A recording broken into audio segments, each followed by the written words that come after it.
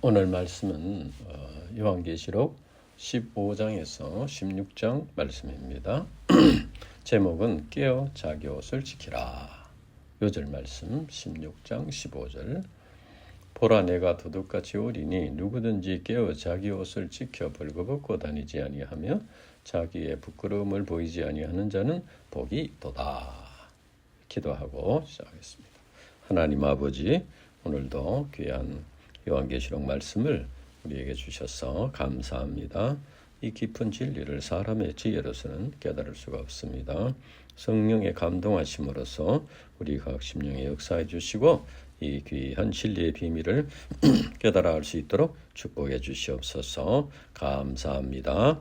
예수님 이름으로 기도합니다. 아멘. 본문 말씀은 3중 7대 재앙, 즉 7인재앙, 7나팔재앙, 7대접재앙 중에서 마지막 세 번째 재앙입니다. 여기서 마지막 재앙이라는 것은 하나님의 진노의 재앙이 끝나고 그 다음에 최종 심판이 임한다는 것을 나타내 줍니다.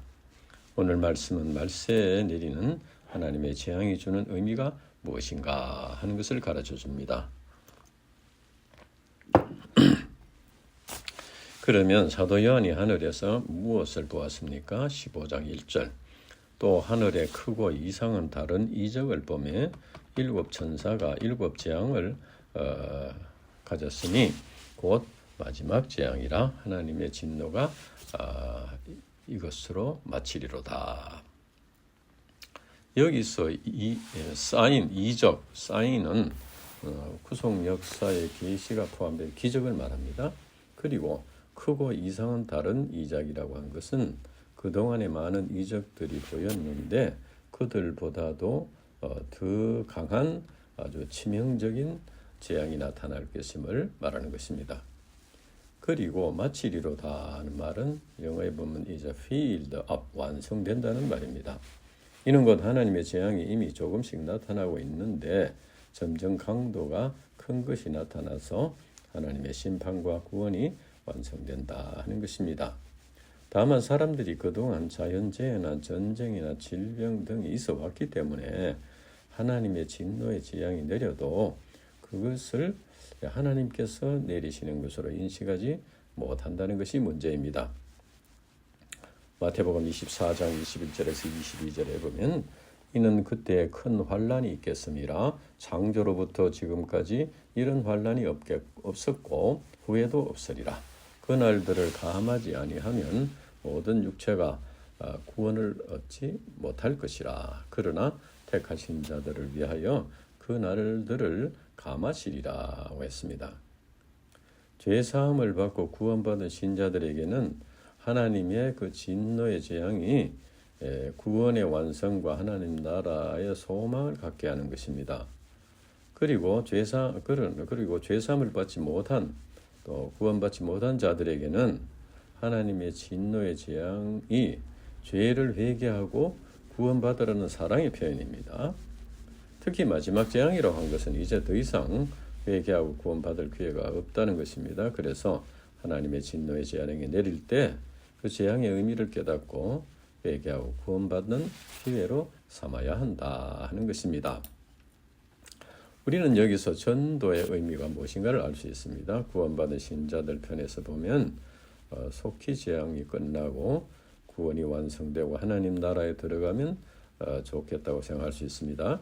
그러나 우리는 자기 자신만을 생각하는 이기적인 마음을 버리고 아직도 구원받지 못한 불신자들, 불신 가족들을 대한 목자의 심정을 가지고 그들에게 재앙의 의미를 가르쳐주고 복음을 전파하며 그들의 구원을 위해서 기도하는 것이 진정한 사랑인 것입니다.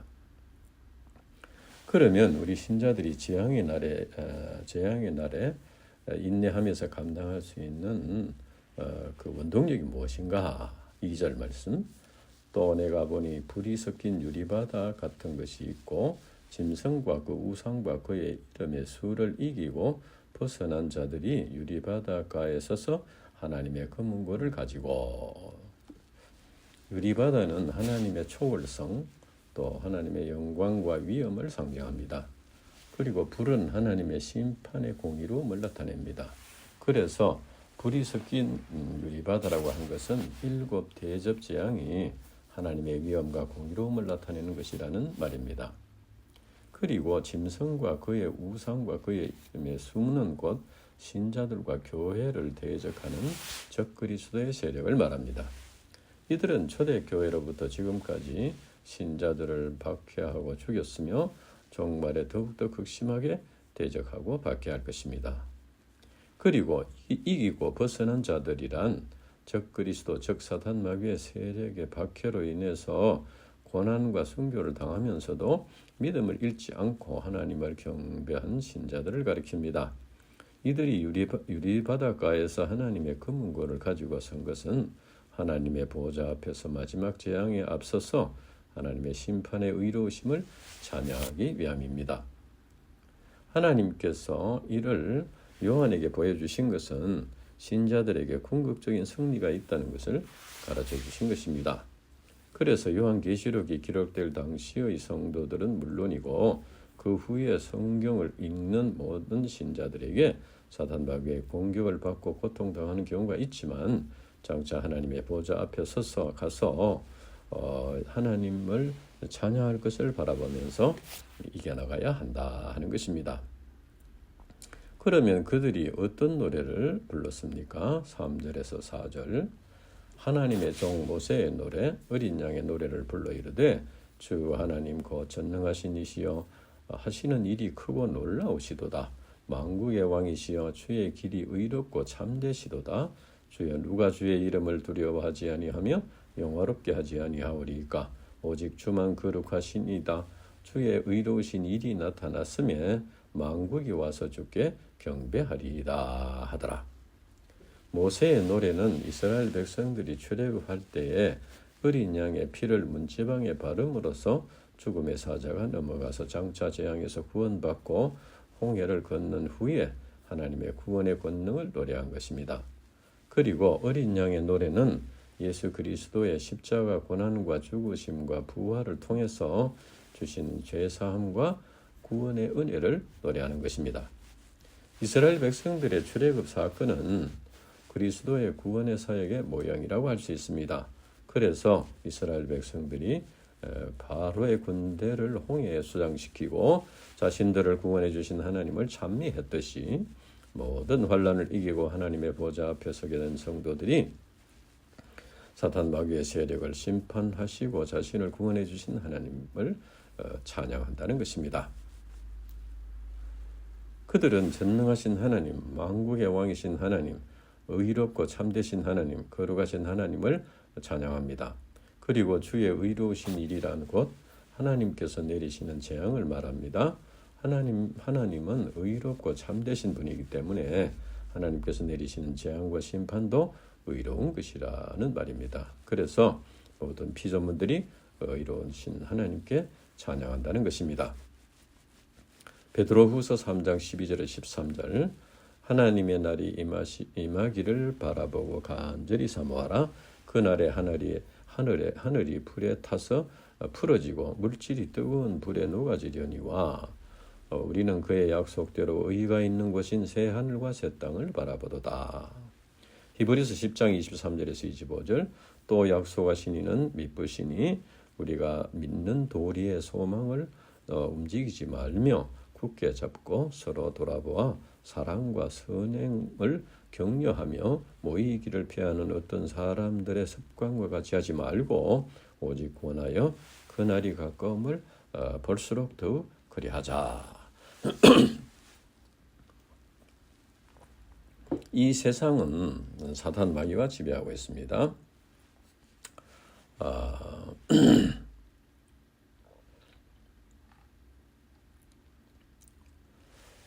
그래서 인간의 눈으로 볼 때 하나님을 믿고 하나님께 경배하는 것이 어리석게 보이고 인간의 꾀로서 자기의 유익을 챙기면서 사는 것이 지혜로운 삶같이 보입니다. 그러나 장차 하나님의 의로운 심판과 구원이 있습니다. 하나님의 날, 즉 장차 있을 심판의 날에는 세상의 모든 것이 불타 없어질 것입니다. 이것은 우리 신자들에게 궁극적인 승리가 있음을 가르쳐줍니다. 그래서 우리 신자들은 고난과 박해 가운데서도 하나님의 의로운 심판과 구원, 하나님 나라를 바라보며 하나님께 찬양하고 경배하는 믿음의 삶을 살아야 하는 것입니다.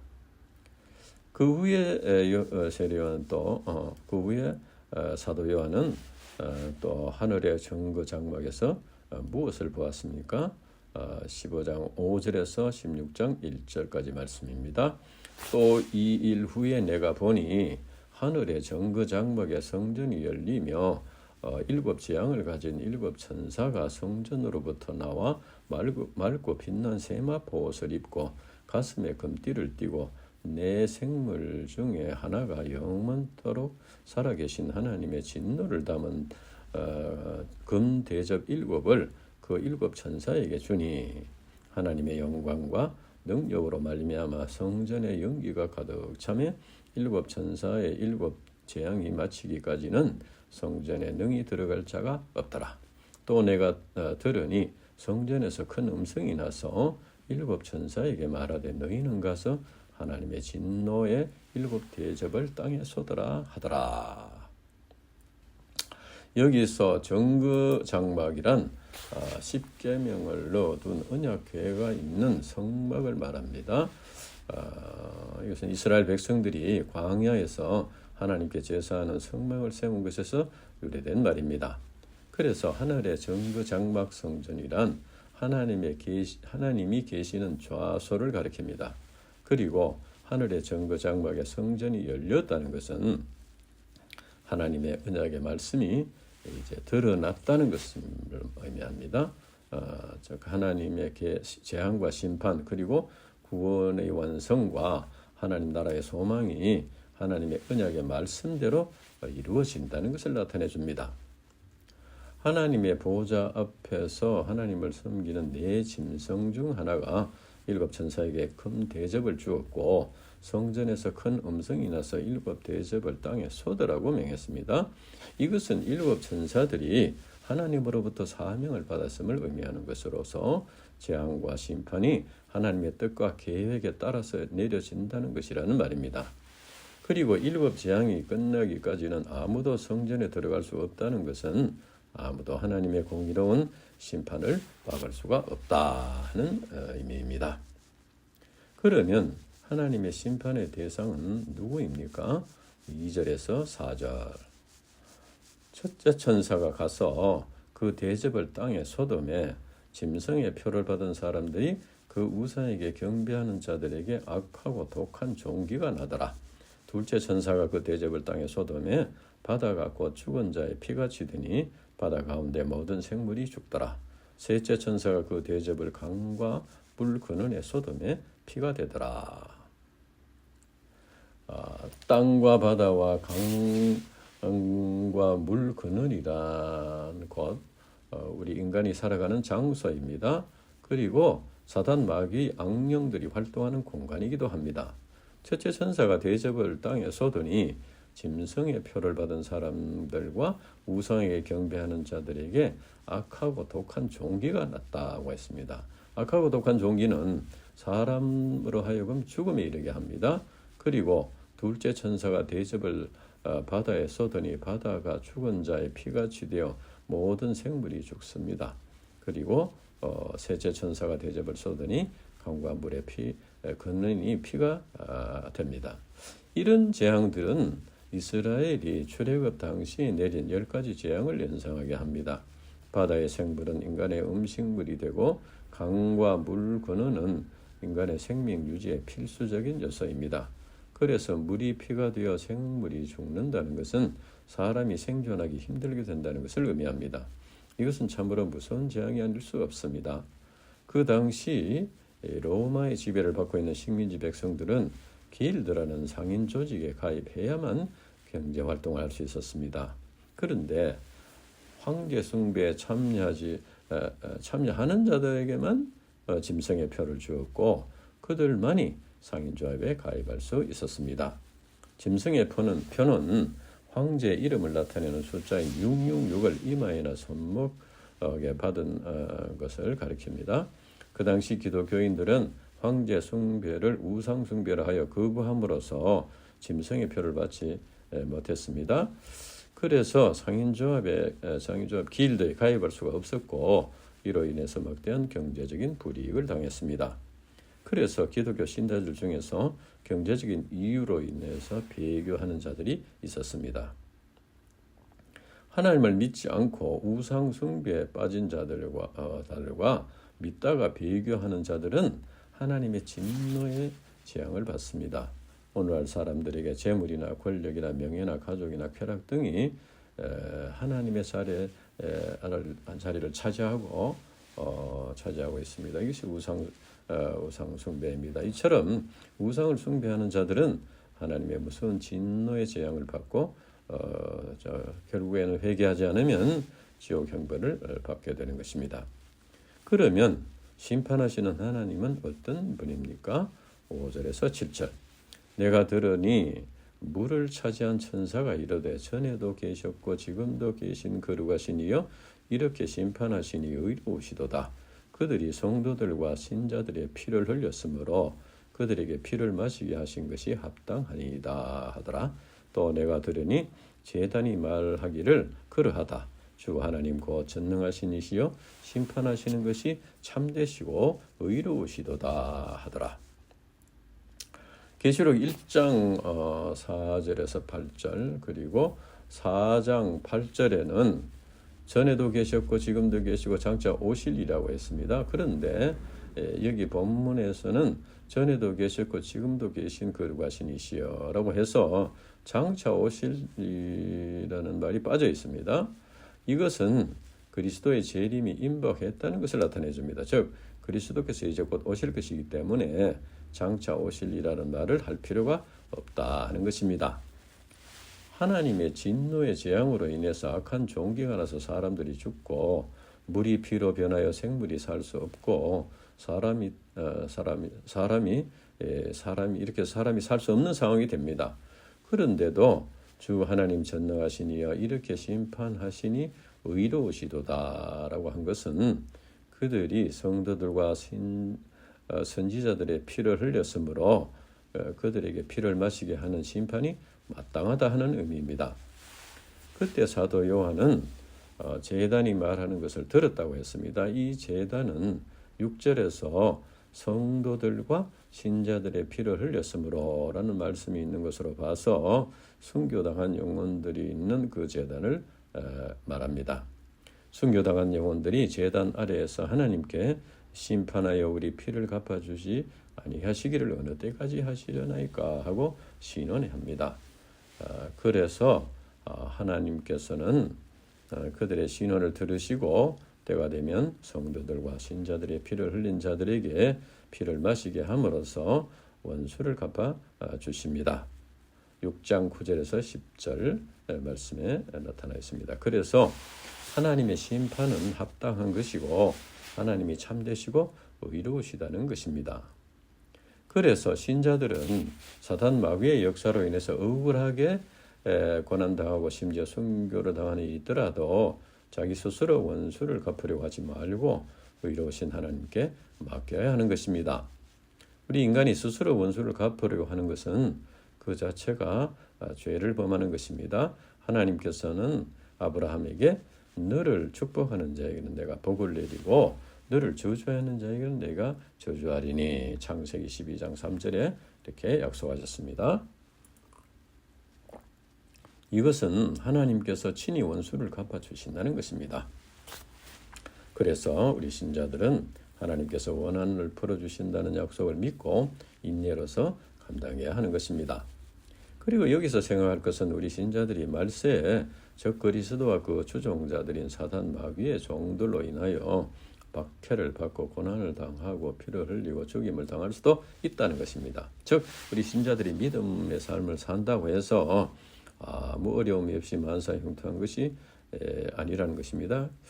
그래서 그런 고난을 당할 때 왜 하나님께서 나에게 이런 고통을 주시나, 왜 하나님께서 도와주지 않나 이렇게 원망하는 것은 올바른 신앙인의 자세가 아니라는 것입니다.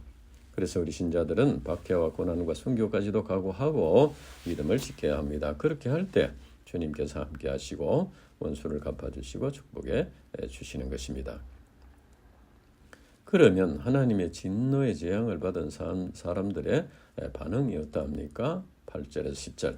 넷째 천사가 그 대접을 해 소돔에 해가 권세를 받아 불로 사람을 태우니 사람들이 크게 태워진지라. 이 재앙들을 행하는 권세를 가진 하나님의 이름을 비방하며 또 회개하지 아니하고 주께 영광을 돌리지 아니하더라. 또 다섯째 천사가 그 대접을 짐승의 왕자에 쏟으니 그 나라가 곧 어두워지며 사람들이 아파서 자기 혀를 깨물고 아픈 것과 종기로 말미암아 하늘의 하나님을 비방하고 그들의 행위를 회개하지 아니하더라. 넷째 천사가 대접을 해 쏟으니 해가 권세를 받아 불로 사람을 태운다고 했습니다. 여기서 태운다는 것은 NIV's scorch라고 해서 단순히 화상을 입을 정도가 아니고 사람이 타서 죽을 정도로 강한 열을 낸다는 것입니다. 7장 16절 말씀에 구원받은 신자들은 해나 아무 뜨거운 기운에 상하지 않는다는 대조적인 말씀이 있습니다. 그래서 본문 말씀은 구원받지 못한 자들에게 지옥의 뜨거움을 미리 맛보여 주시고 그들에게 회개를 촉구하는 것입니다. 우리나라 속담에도 사람이 뜨거운 맛을 봐야 정신을 차린다는 말이 있습니다. 그래서 하나님께서는 회의 불로 뜨거운 맛을 보여주시는 것입니다. 이것은 죄를 회개하고 구원받기를 원하시는 하나님의 사랑의 표현인 것입니다. 그리고 다섯째 천사가 대접을 짐승의 왕좌에 쏟았다고 했습니다. 여기 짐승의 왕자라는 것은 하나님의 자리에 앉아서 숭배받는 그런 적그리스도의 무리들을 말합니다. 그 당시 로마 황제와 같은 권력자들을 말합니다. 하나님을 대적하는 세상 권세자들에게 대접을 쏟으니 그 나라가 어두워진다고 했습니다. 이는 곧 권력이 쇠퇴하여 나라가 혼란에 빠지게 되고 결국 망하게 된다는 것입니다. 그리고 여기서 사람들이 아파서 자기 혀를 깨물고라는 말은 상징적인 표현으로서 그들이 하나님의 진노의 그 재앙으로 인해서 그만큼 큰 고통을 당하게 된다 하는 것입니다. 그런데 넷째 천사의 그 대접 재앙과 다섯째 천사의 대접 재앙을 받은 사람들의 반응이 비슷합니다. 그들은 재앙을 내리시는 하나님의 이름을 비방하고 회개하지 않고 주께 영광을 돌리지 않습니다.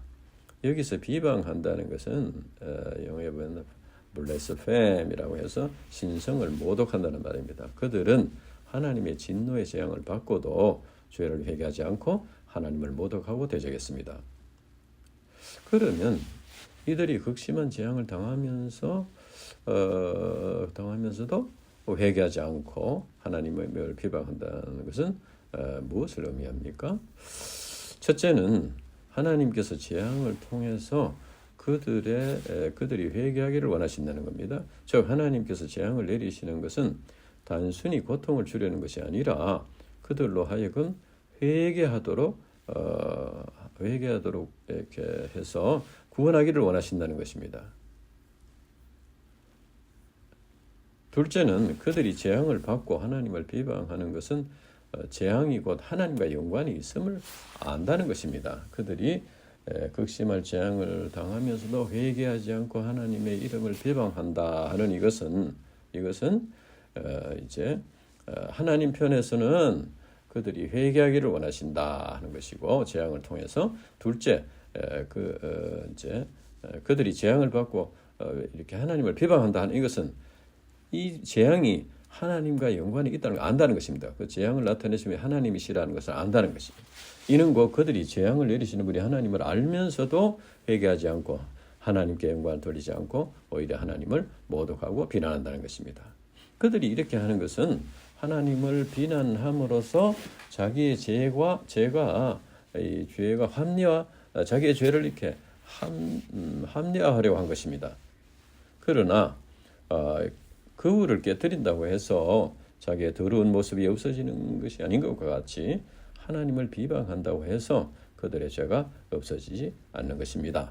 이는 건 오늘날 성경을 부정하고 교회와 신자들을 비난하고 그렇게 하나님을 부정하고 그렇게 이제 한다고 해서 그들의 죄가 합리화되지 않는다는 겁니다. 하나님께서 주신 사명을 이제 하나님의 부르심과 또 하나님의 주신 사명을 이제 버리는 것이 합리화되지 않는다는 것입니다. 이 세상에 두신 하나님의 가장 크신 뜻은 인간을 구원하는 것입니다. 그래서 재앙을 내리시는 것도 인간에게 고통을 주고 심판을 하는 것이 목적이 아니라 우리 인간을 구원하기 위함입니다. 즉 재앙의 고통을 통해서 인간들로 하여금 죄를 깨닫고 회개하고 죄사함을 받음으로써 구원받고 하나님과의 바른 관계성을 맺도록 하기 위함이라는 것입니다.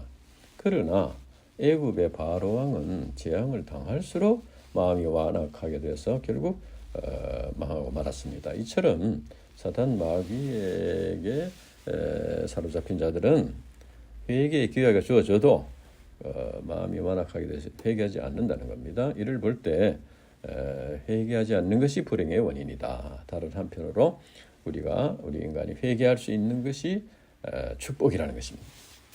하나님의 축복이다. 그러면 말세 우리 신자들은 어떤 자세로 주님을 기다려야 합니까? 12절에서 16절. 또 여섯째 천사가 그 대접을 큰 강 유브라데에 쏟음에 강물이 말라서 동방에서 오는 왕들의 길이 예비되었더라. 또 내가 봄에 개구리 같은 새 더러운 영이 용의 입과 짐승의 입과 거짓 선지자의 입에서 나오니 그들은 귀신의 영이라 이적을 행하여 온 천하 왕들에게 가서 하나님 곧 전능하신 이의 큰 날에 있을 전쟁을 위하여 그들을 모으더라. 보라 내가 도둑같이 오리니 누구든지 깨어 자기 옷을 지켜 벌거벗고 다니지 아니하며 자기의 부끄러움을 보이지 아니하는 자는 복이 있도다. 새 영이 히브리어로 아마겟돈이라 하는 곳으로 왕들을 모으더라. 여섯째 천사가 그 대접을 큰 강 유브라데에 쏟으니 강물이 말라서 동방에서는 왕들의 길이 예비된다는 것은 사단 마귀의 세력이 하나님의 백성들을 대적하는 군대들을 모아가지고 이제 공격한다 하는 것을 의미합니다. 그리고 용의 입과 짐승의 입과 거짓 선지자의 입에서 개구리 같은 새 더러운 영이 나온다는 것은 귀신의 영, 즉 악한 세력들의 연합체를 의미합니다. 그리고 하나님 곧 전능하신 이의 큰 날, 곧 최후의 심판날을 이 큰 날은 이제 곧 최후의 심판날을 말합니다. 그때에 귀신의 영, 악한 영들이 세상 왕들을 부추겨서 세력을 결집하도록 이렇게 해서 아마겟돈이라는 곳에 모여서 하나님의 백성들을 공격한다는 것입니다. 역사적으로 여러 민족이 이스라엘을 공격하여 아마겟돈 골짜기에서 싸웠지만 결국 그곳이 그들의 무덤이 되었습니다. 이것은 출애굽 당시에 애굽의 군대가 이스라엘을 따라와서 죽이려고 했지만 홍해가 그들의 무덤이 된 것과 같습니다. 이처럼 종말에 우리 신자들이 공격을 받지만 승리가 보장되어 있다 하는 것입니다. 그런데 이 종말에 일어나는 마지막 전쟁은 어느 특정한 장소에서 일어나는 것이라기보다는 영적인 전쟁, 진리 전쟁입니다. 재림하신 그리스도와 적그리스도의 무리인 악한 영들과의 영적인 전쟁이라는 것입니다. 그래서 우리 신자들은 하나님의 전신갑주인 말씀과 기도, 성령의 도우심을 받아서 전신갑주를 입고 성령의 도우심을 받아서 악의 무리들과 싸워서 이기고 믿음을 지켜야 하는 것입니다. 다시 오실 주님이 도둑같이 온다는 표현은 그 최후의 심판날, 즉 주님이 언제 오실지 아무도 모른다는 것입니다. 그래서 우리 신자들은 깨어 있어야 한다. 우리 인간은 하나님의 형상대로 창조된 영광스러운 존재이지만 죄로 인해서 부끄러운 모습이 되었습니다. 그러나 우리 인간이 십자가에 죽으시고 부활하신 예수를 믿으면 이제 의롭다함을 받습니다. 이것은 곧 의의 옷을 입는 것입니다. 그래서 종말에 신자들이 깨어 있는 것은 자기 옷을 지켜 벌거벗고 다니지 아니하며 자기의 부끄러움을 보이지 않는 것이라고 했습니다. 이는 곧 믿음으로 의롭다함을 받은 이 신앙인의 정체성을 지키는 것입니다. 사단 마귀는 믿음으로 구원받은 신자들의 정체성, 주님의 부르심을 받은 복음의 제사장의 정체성을 이렇게 잃어버리도록 빼앗아가려고 공격합니다. 그래서 우리 신자들은 말씀과 기도로서 믿음을 지키고 신자의 정체성, 복음의 제사장의 정체성을 지키기 위해서 그만큼 영적인 투쟁을 감당해야 된다 하는 것입니다. 그러면 마지막 재앙의 무서움이 어떠한가? 17절에서 21절. 일곱째 천사가 그 대접을 공중에 쏟음에 그 음성이 성전에서 보호자로부터 나서 이르되 되었다 하시니 번개와 음성들과 우레소리가 있고 또 큰 지진이 있어 얼마나 큰지 사람이 땅에 있어 온 이래로 이같이 큰 지진이 없었더라. 큰 성이 세 갈래로 갈라지고 만국의 성들도 무너지니 큰 성 바벨론이 하나님 앞에 기억하신 바 되어 그의 맹렬한 진노의 포도주잔을 받으며 각 섬도 없어지고 산악도 간데 없더라. 또 무지개가 한 달란트나 되는 무게가 한 달란트나 되는 큰 우박이 하늘로부터 사람들에게 내리매 사람들이 그 우박의 재앙 때문에 하나님을 비방하니 그 재앙이 심히 큼이더라. 여기서 되었다, 다 되었다. 이 말은 완성되었다는 의미입니다. 이는 곧 그리스도께서 십자가 위에서 다 이루었다 하신 말씀을 연상하게 하는 선언입니다. 이는 곧 일곱째 대접을 공중에 쏟음으로써 재앙이 완료되고 최종 심판이 임박했다 하는 것입니다. 그때 번개와 음성들과 우레 소리가 있고 그때까지 전무후무한 지진이 일어납니다. 그리고 큰 성 바벨론은 세상 나라의 권세를 말합니다. 이것은 세 갈래로 갈라지고 만국의 성들이 무너지고 섬들과 산악이 사라지게 된다는 것은 세상 나라들의 권세가 이제 망하게 된다는 것입니다. 그리고 무게가 한 달란트, 60kg이 되는 이런 큰 우박이 내린다고 했는데 이 큰 우박에 맞으면 사람들이 죽을 것입니다. 이처럼 하나님의 진노의 재앙이 극심한 가운데서도 사람들이 참 회개하지 않고 하나님을 비방한다고 했습니다. 이것은 참 안타까운 일입니다. 요한계시록에는 말세 7 인재앙, 7 나팔재앙, 7 대접재앙 등 많은 재앙들이 있다고 말씀하고 있습니다. 그런데 우리 인간들이 어떤 재앙이 있다는 것을 아는 것도 물론 필요하지만 그 아는 것으로만 의미 없습니다. 하나님께서 그 재앙 내리시는 목적과 의미가 무엇인가를 알고 그 목적에 합당하게 대처하고 실천하는 것이 중요합니다. 재앙이 있는 종말의 때 신자들은 주님이 오실 날이 임박했음을 알고 소망을 가져야 합니다. 그리고 하나님의 자녀의 정체성을 지킴으로써 주님을 맞이할 준비를 해야 한다는 것입니다. 물살이 센 개울에서 작은 물고기가 이제 떠내려가지 않고 그 자리에 가만히 있는 것 같이 보이지만 그 자리에 버티려고만 그 자리에 가만히 있기 위해서도 많은 힘을 써야 합니다. 힘을 쓰지 않으면 떠내가 버립니다. 이와 같이 말세에 우리 신자들은 그리스도의 세력의 적그리스도의 세력,